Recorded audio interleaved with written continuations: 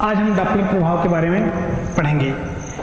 जब किसी ध्वनि स्रोत और श्रोता के बीच में आपेक्षिक गति होती है, जब किसी ध्वनि स्रोत एवं श्रोता के बीच में आपेक्षिक गति होती है तो श्रोता को ध्वनि स्रोत की आवृत्ति में परिवर्तन प्रतीत होता है।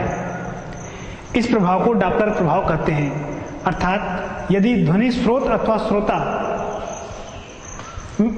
में से दोनों या दोनों में से कोई एक गतिमान है, अर्थात उनके बीच में आपेक्षिक गति हो रही है, तो श्रोता को स्रोत से आने वाली ध्वनि की आवृत्ति में परिवर्तन प्रतीत होता है।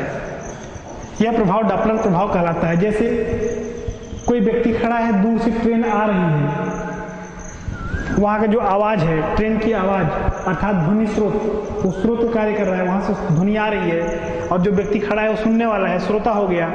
तो वो जैसे नज़दीक आ रही है, आवाज़ तेज प्रतीत होता है, तेज सुनाई देता है। जैसे जैसे दूर जाने लगती है, आवाज़ कम सुनाई देने लगता है। या ऐसा कहें, दोनों में से दोनों एक दूसरे के नज़दीक आते हैं तो आवाज़ अधिक सुनाई देता है, एक दूसरे से दूर जाते हैं तो आवाज़ कम होने लगता है।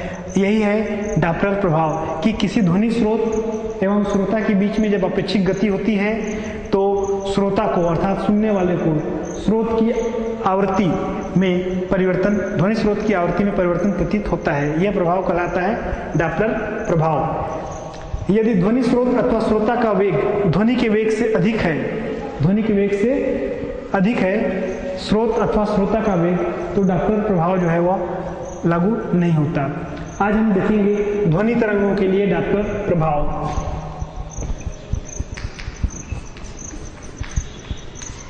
ध्वनि तरंगों के लिए डॉपलर प्रभाव वह स्थिति जब ध्वनि स्रोत गतिमान और श्रोता स्थिर है। जब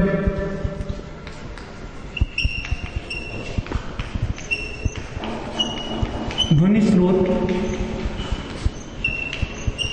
गतिमान तथा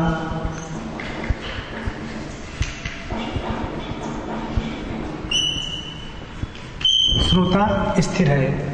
डॉपलर प्रभाव उस स्थिति में जब ध्वनि स्रोत गतिमान है तथा श्रोता स्थिर है। माना S एक ध्वनि स्रोत है, माना S एक ध्वनि स्रोत है तथा O एक श्रोता है।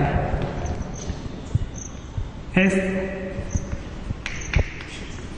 स्रोत है और O श्रोता है। इस स्थिति में हम ऐसा लेते हैं कि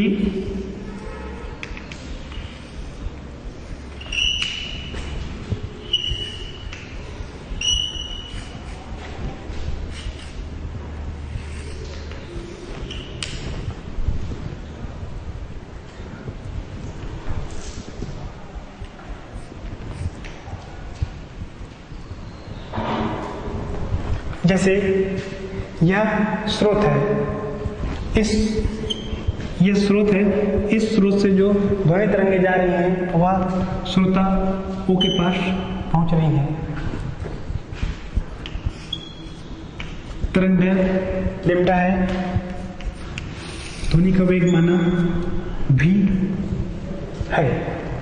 मान लो S एक ध्वनि स्रोत है, माना S एक ध्वनि स्रोत है तथा O एक श्रोता है। ध्वनि स्रोत की वास्तविक आवृत्ति n है तथा ध्वनि का वेग v है।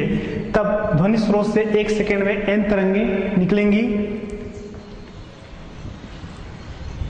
ध्वनि स्रोत से 1 सेकेंड में n तरंगें निकलेंगी। ध्वनि स्रोत से निकली पहली तरंग 1 सेकेंड में v दूरी तय कर लेती है। अर्थात इस स्रोत से जो तरंग निकल रही है वह तरंग जो है 1 सेकेंड में v दूरी तय कर ले रही है, उसका वेग है v। यदि ध्वनि स्रोत स्थिर है, वह स्थिति पहले जब स्रोत स्थिर है तो उस स्थिति में 1 सेकेंड में जितनी भी तरंगें अर्थात माना कि n तरंगें उत्सर्जित हो रही हैं तो 1 सेकेंड में उत्सर्जित n तरंगें v दूरी में फैल जाती हैं। यहाँ पर जो तरंगे उत्पन्न हो रही है वह तरंगे जो है इस दूरी में फैल गई। अतः वास्तविक तरंग दैर्ध्य का मान लेमडा इक्वल टू हो जाएगा V/n।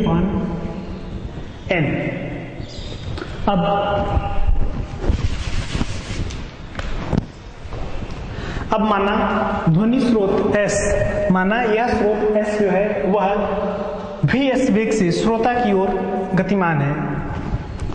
यह स्रोत S जो है वो Vs वेग से इधर श्रोता की ओर गतिमान है। तब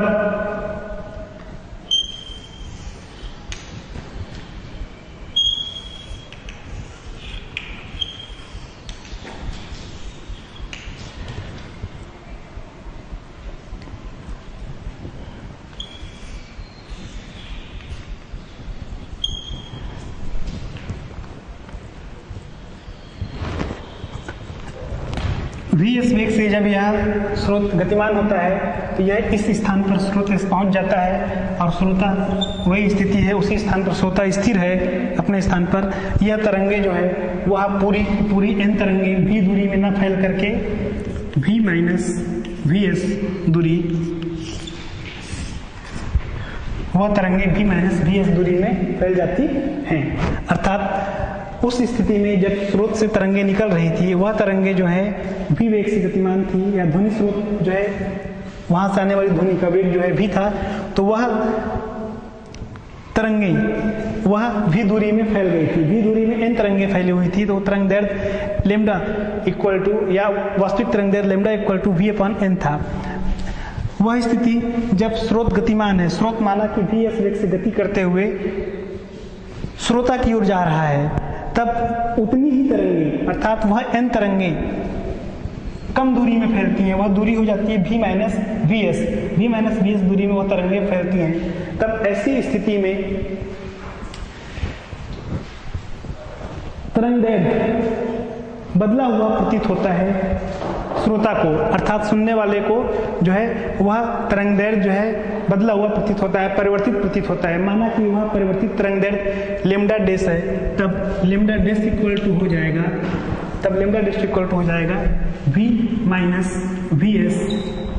v-vs/n। इस प्रकार श्रोता को लेमडा डैश तरंग दैर्ध्य की तरंगे आती हुई प्रतीत होती है, जिसके कारण उसको ध्वनि की आवृत्ति भी बदली हुई प्रतीत होगी। यदि आभासी आवृत्ति n डैश है, यदि आभासी आवृत्ति n डैश है, तब आभासी आवृत्ति n डैश इक्वल टू v/लेमडा डैश, या ऐसा कहें v/v-vs/n, या n डैश इक्वल टू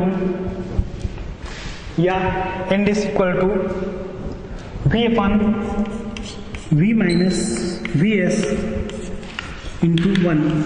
यह समीकरण नंबर इसको ले लेते हैं समीकरण नंबर 2, ये इसको लेते हैं समीकरण नंबर 1।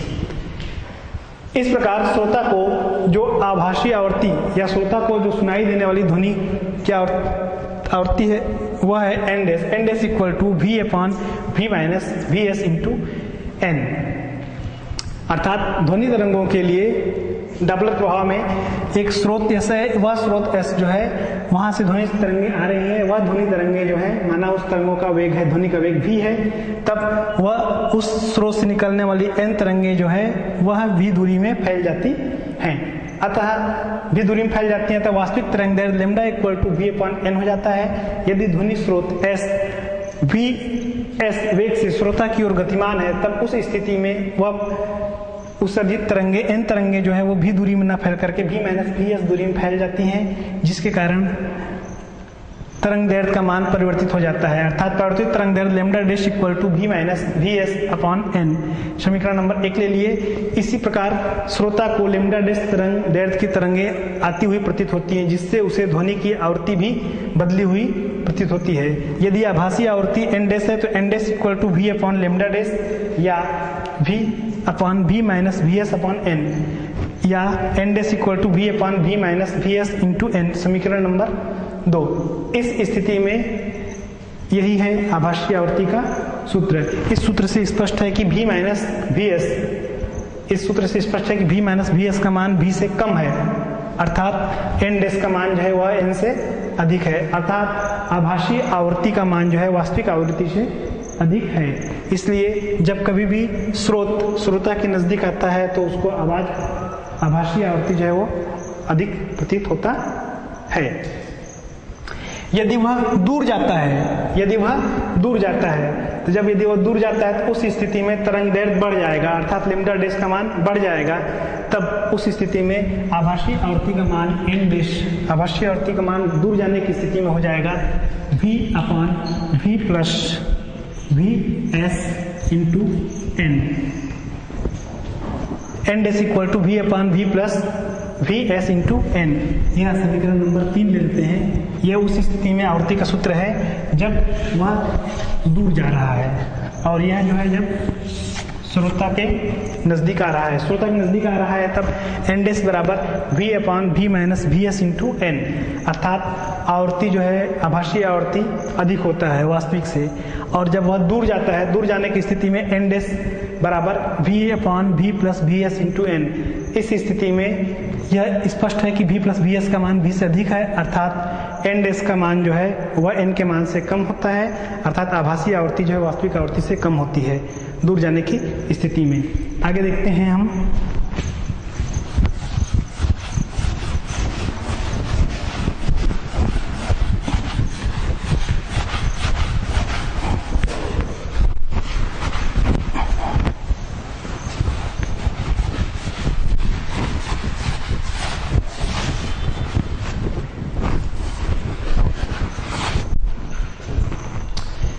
जब ध्वनि स्रोत स्थिर है, दूसरा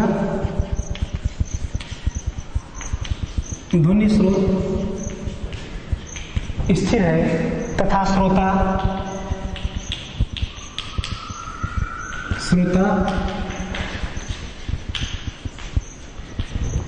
गतिमान है। यह है स्रोत, यह है श्रोता।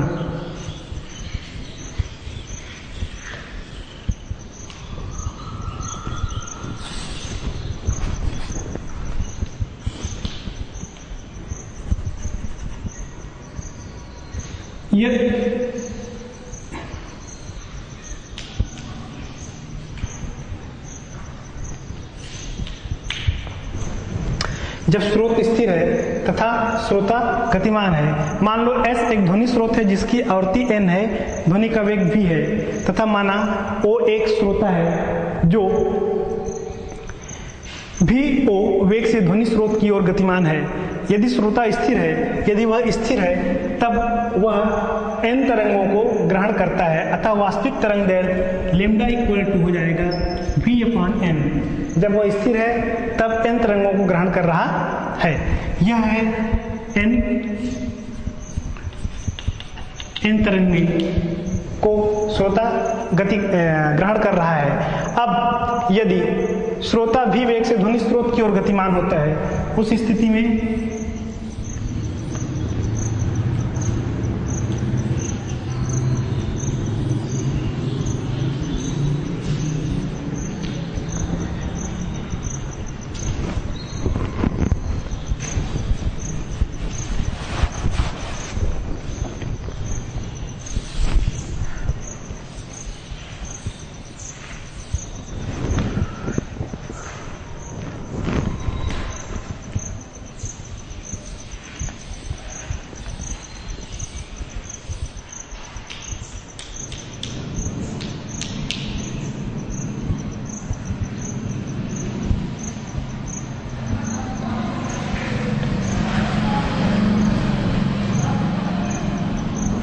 यदि वो गतिमान है श्रोता, तब वह गति करता हुआ v o वेग से आगे बढ़ जाता है और v o से आगे बढ़ करके o डैश पर पहुंचता है। तो o डैश पर जब पहुंचता है तो उस स्थिति पर अर्थात श्रोता 1 सेकंड में v o दूरी ध्वनि स्रोत की ओर तय करता है, अतः श्रोता 1 सेकेंड में ध्वनि स्रोत से निकलने वाली n तरंगों को तो ग्रहण करता ही है। इतने n तरंगों को तो वह ग्रहण कर ही रहा है। साथ ही साथ इसके साथ ही साथ जो है वो VO अपॉन लेमडा या V0 भी कह सकते हैं, VO अपॉन लेमडा तरंगों को भी ग्रहण करता है। इस स्थिति में श्रोता 1 सेकेंड में प्राप्त होने वाली कुल आवृत्ति अर्थात ध्वनि की आभासी आवृत्ति n डैश बराबर n plus n plus VO upon lambda. इसमें क्या हुआ कि वह ये जो है जब वह स्थिर रहता है श्रोता तब वो n तरंगों को ग्रहण कर रहा है। जब गति करते हुए VO वेग से आगे आता है स्रोत की ओर श्रोता तब n तरंगों को तो ग्रहण करता ही है, साथ ही साथ VO अपॉन लेमडा तरंगों को भी ग्रहण करता है। इस स्थिति में ध्वनि की आभासी आवृत्ति n dash equal to n plus VO upon lambda हो जाती है, अर्थात n plus VO upon lambda का मान रख लेते हैं, यह हो जाएगा V upon n equal to, और आगे सॉल्व कर लेते हैं इसको, तो ये हो जाएगा बराबर n plus VO into n upon V, या 1 plus VO upon V into n। यहाँ से n को बाहर ले लिए, उभयनिष्ठ के लिए, या n dash equal to V plus VO upon V into n। n dash equal to आया V plus VO upon V into n। इस स्थिति में यह आभासी आवृत्ति का सूत्र है। जब श्रोता स्रोत की ओर गतिमान है, जब श्रोता स्रोत की ओर गतिमान है तब n आभासी आवृत्ति n डैश बराबर V plus VO upon V into n। यहाँ पर V प्लस VO से स्पष्ट है कि इसका मान V से अधिक है, बढ़ी हुई है, अतः n डैश का मान भी अधिक है, अर्थात आभासी आवृत्ति जो है वह वास्तविक आवृत्ति से अधिक है। यदि श्रोता स्रोत S से दूर जा रहा है, यदि वह दूर जा रहा है तब की स्थिति में n डैश आभासी आवृत्ति का मान बराबर हो जाएगा V minus VO upon V into n। ये हो जाएगा समीकरण नंबर 4, और यह रहेगा समीकरण नंबर 5। कब? जब वह दूर जा रहा है तो आभासी आवृत्ति n dash equal to V minus VO upon V into n। और जब वह स्रोत के नजदीक की ओर जा रहा है और स्रोत स्थिर है तब आभासी आवृत्ति n dash equal to V plus VO upon V into n। इस स्थिति में आभासी आवृत्ति अधिक होती है और इस स्थिति में आभासी आवृत्ति का मान वास्तविक आवृत्ति से कम होता है। आगे हम देखेंगे इसके बाद तीसरी स्थिति, जब ध्वनि स्रोत तथा श्रोता दोनों एक समान गतिमान, ध्वनि स्रोत तथा श्रोता दोनों एक साथ गतिमान हैं, उस स्थिति में डॉपलर प्रभाव को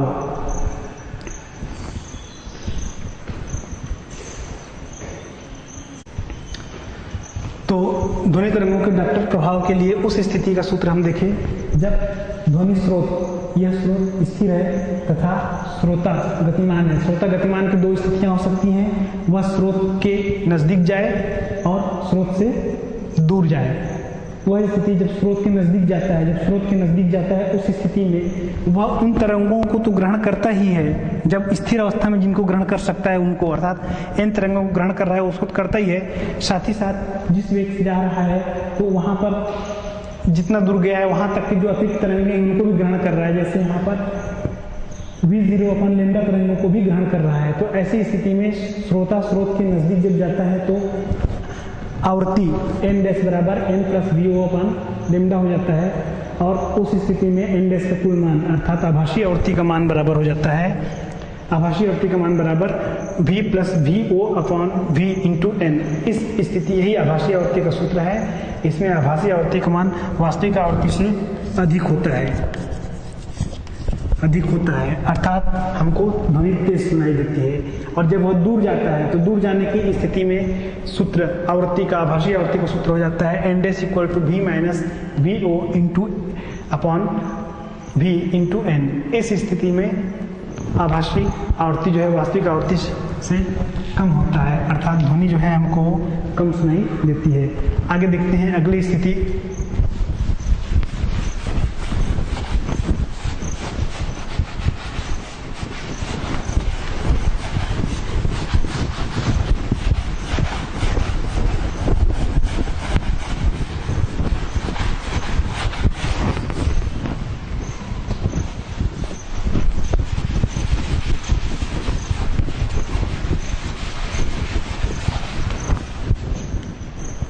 अगली स्थिति में देखते हैं जब ध्वनि स्रोत तथा श्रोता दोनों एक साथ गतिमान हैं।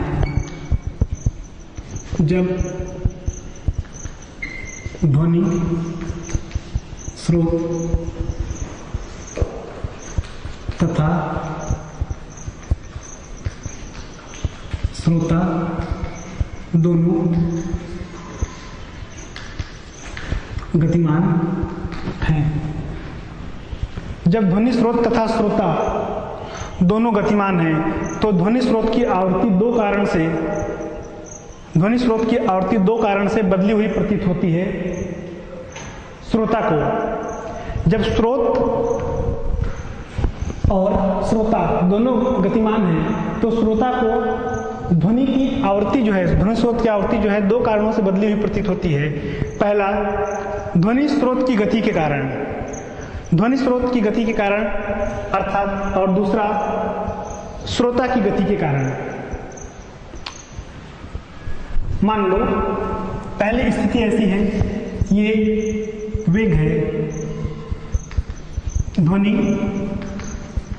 संचरण की दिशा, और यह है यहाँ पर, ये ले लेते हैं हम श्रोता का वेग Vs तथा स्रोत का वेग Vs और यह है श्रोता ऑब्जर्वर Vo।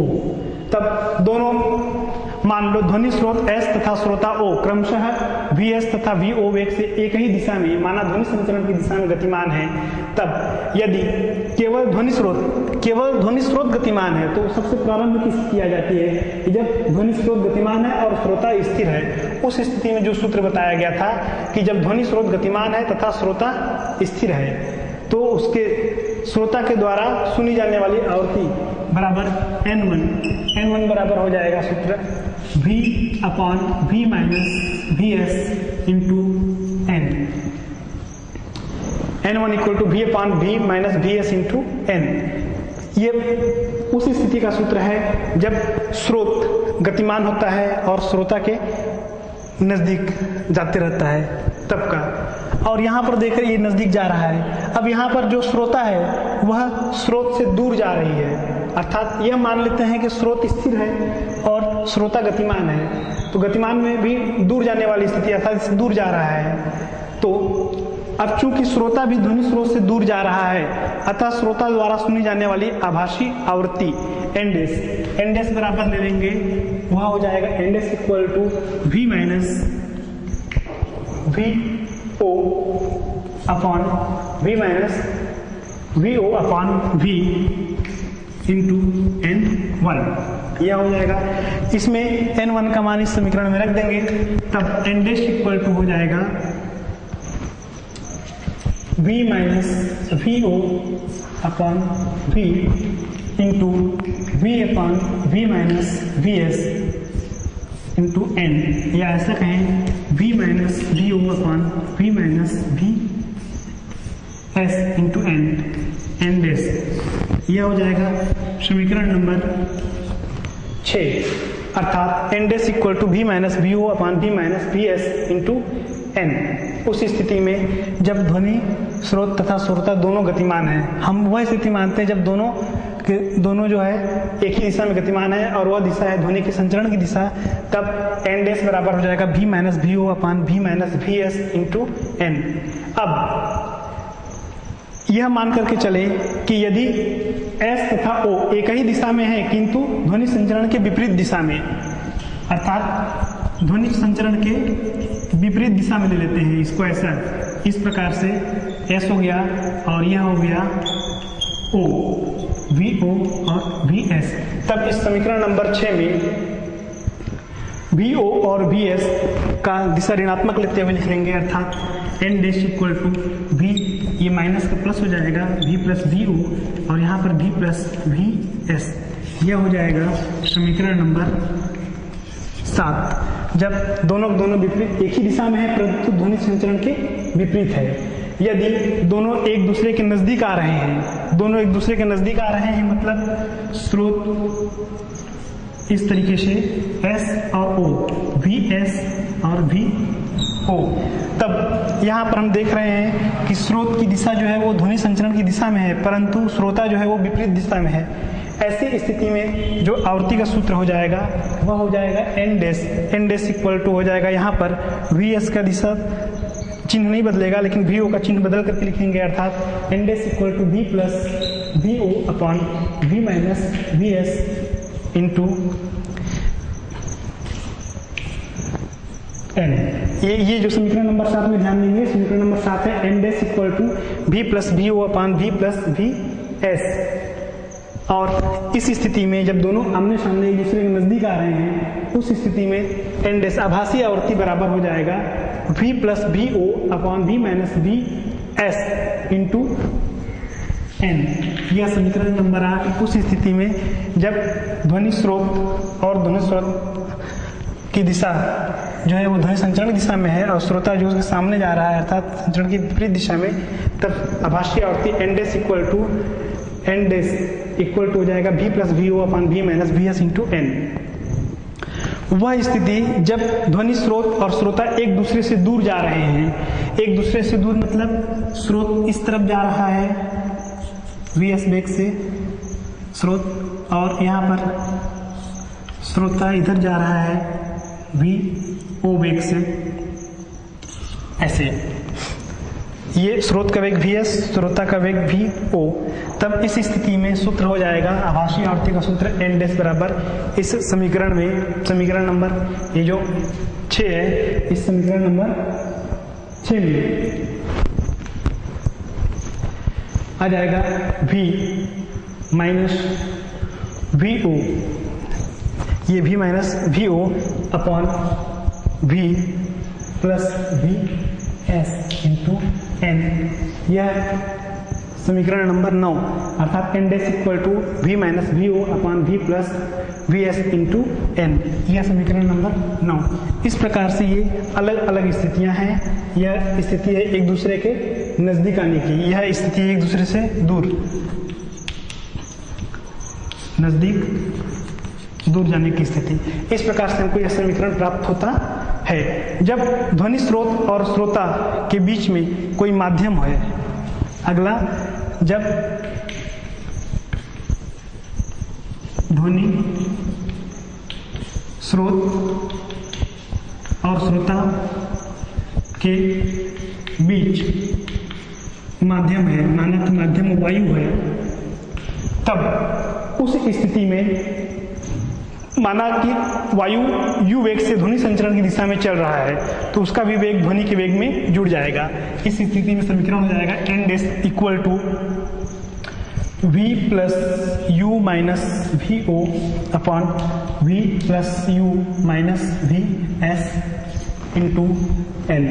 यह समीकरण हो जाएगा N dash equal to V plus U minus V O upon V plus U minus V S into N. इसको ले लेते हैं समीकरण नंबर 10। यह उस स्थिति में है जब ध्वनि स्रोत और श्रोता के बीच में वायु है और वह भी ध्वनि संचरण की दिशा में जा रहा है तो ध्वनि के वेग के साथ में वह वायु का वेग जुड़ जाता है। और यदि वह विपरीत दिशा में चल रहा है तब आभासी आवृत्ति का सूत्र हो जाएगा v minus U minus V O upon v minus U minus V S into N. ये समीकरण 11 हो जाएगा N dash equal to v minus U minus V zero upon v minus U minus V S into N. इस प्रकार से हम देखें आज डॉपलर प्रभाव, इसका उपयोग जो है तारों की चाल का आकलन गतिशील वायु यान की चाल का आकलन करने में किया जाता है। इसके बाद अब अगला टॉपिक देख लेते हैं भवन ध्वनिकी। कभी कभी विशेष प्रकार के भवन जैसे सभा भवन, व्याख्यान कक्ष, सिनेमा हॉल आदि में होता है कि बनाते समय इस बात का ध्यान रखा जाता है, आवश्यक होता है कि वहाँ पर जो भी संगीत, भाषण व्याख्यान आदि का आयोजन हो रहा है वह भवन के प्रत्येक स्थान पर स्पष्ट रूप से पहुँचे सके, स्पष्ट रूप से वहाँ पर कोई परावर्तन या गूंज की समस्या ना हो, किसी भी प्रकार से ध्वनि के बीच में कोई समस्या ना आए, तो ध्वनि की प्रबलता अनुकूल और एक समान हो, तो वह व्यवस्था जिसके कारण किसी हॉल या भवन के प्रत्येक बिंदु पर ध्वनि स्पष्ट रूप में, ऐसी व्यवस्था जिसके द्वारा किसी हॉल या भवन में उस भवन के प्रत्येक बिंदु पर ध्वनि स्पष्ट रूप से पहुंचाई जा सके या सुनाई स्पष्ट रूप से सुनाई दे, वह व्यवस्था कहलाता है, उसे भवन ध्वनिकी कहते हैं। इसमें गूंज, प्रतिध्वनि, बाह्य ध्वनि इन सब के कारण समस्या आती है, वह स्पष्ट रूप से ध्वनि पहुंच नहीं पाती। इसके निराकरण के लिए जो हॉल है, कक्ष है, उसमें दीवार वगैरह में फर्श लगाया जाता है जो ध्वनि का अवशोषण कर ले। फर्श पर जो है या दीवार पर ध्वनि अवशोषक साधन जैसे कपड़ा, लकड़ी आदि को लगाया जाता है। तो यह था डॉप्लर प्रभाव और भवन ध्वनिकी। धन्यवाद।